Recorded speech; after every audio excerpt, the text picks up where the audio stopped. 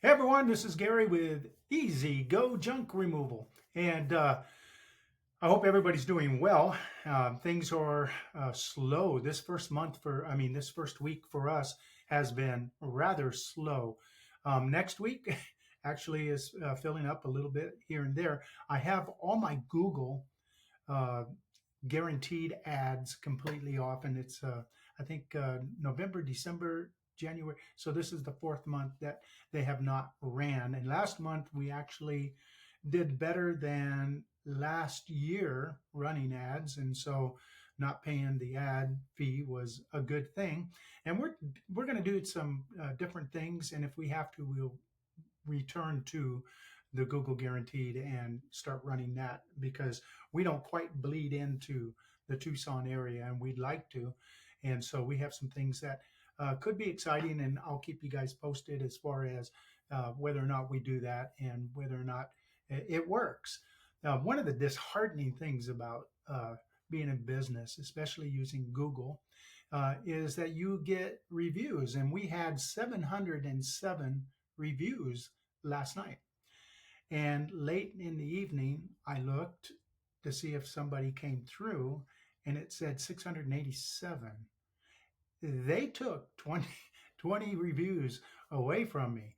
And I was talking to a friend of mine in another junk removal, and they lost seven. I looked at some local competitors, and they lost some reviews. I don't know if any of you guys have lost reviews, but I want to reiterate something that I always say.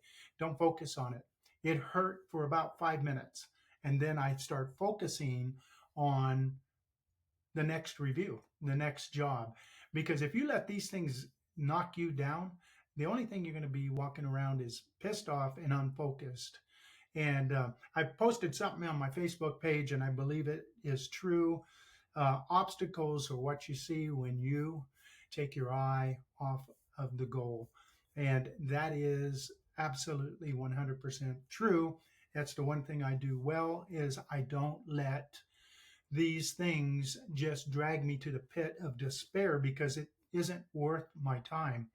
Um, Really, what these reviews are reflections of is what my customers think of our business and what it does for them. And it's a little disheartening, more actually disheartening, that the fact that Google has deemed that they shouldn't be heard. And unless you're buying reviews and just being smarmy about that, which kind of pissed me off because they take your reviews and then they allow so many people buying reviews. You can join all these companies and we get you 100 reviews or whatever, and you buy them. And Amazon, Google doesn't seem to be able to squash that. But then legitimate businesses like me and the people that I know that have been hit recently.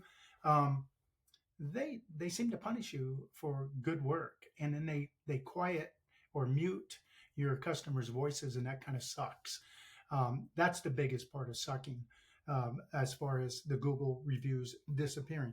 As far as life goes, it's not a big thing because what it really comes down to is number one, making money. Number two is providing a service that people can't live without, and building a brand. And Google has a very small part of that because, face it, uh, the interaction and the relationships that we make on a daily basis is the most important part of the business. And people get lost in that in this technical digital world where everything is fast, everything is digital. We got to do this online, we got to do that online, get the algorithms. And really what it comes down to is kissing babies, shaking hands, and meeting people.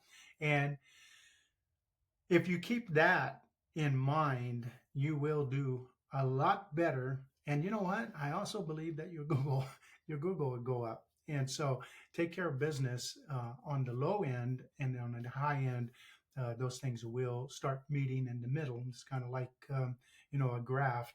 One's going this way, this is Google, and this is the analog world. Well, at one point in time, they're going to intersect and be very meaningful. And so I just don't let things like that bother you. I had a guy contact me the other day, another junk removal company, and he got a 2-star review. But on the review itself, it said, "Hey, these guys were great," and he was really disheartened. And so was I for him, man. That sucks. But I said, "Hey, that's happened to me." And all I did was contact the customer and said, "Hey, did you mean to give me a 2-star review?"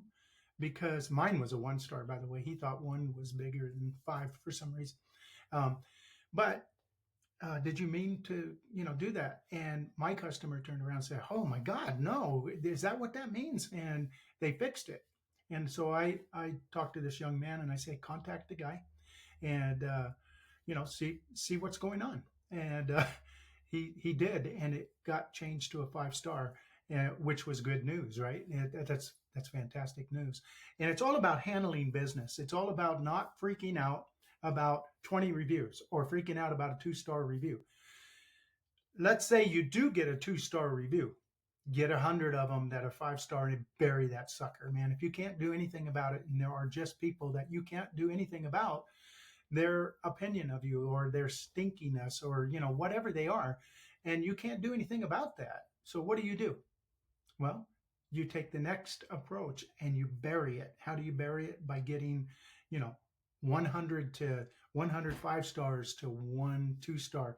People will see the pattern, and it won't be that bad. Eventually you have 400 to 2, 1 2-star, and it won't even come up because you'll be a 5-star company, right?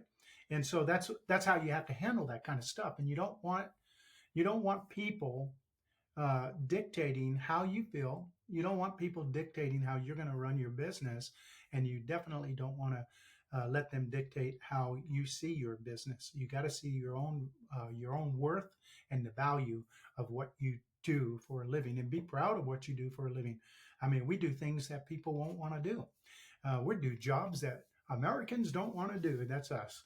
So I just wanted to touch base on that because it can be disheartening, but don't let it deflate you of your goals and your dreams. It's just a thing, really. I've had this happen several times in the past where, I remember, I think it was at 250, and all of a sudden, man, I'm sitting like, 230. And I'm like, what the heck happened? And that's when I decided, I'm just not going to worry about it. Well, now I was at 707, and now I'm at 687. You know, I'm not going to let it bother me. I'm not. I'm focused on getting the 700 again. It's kind of fun.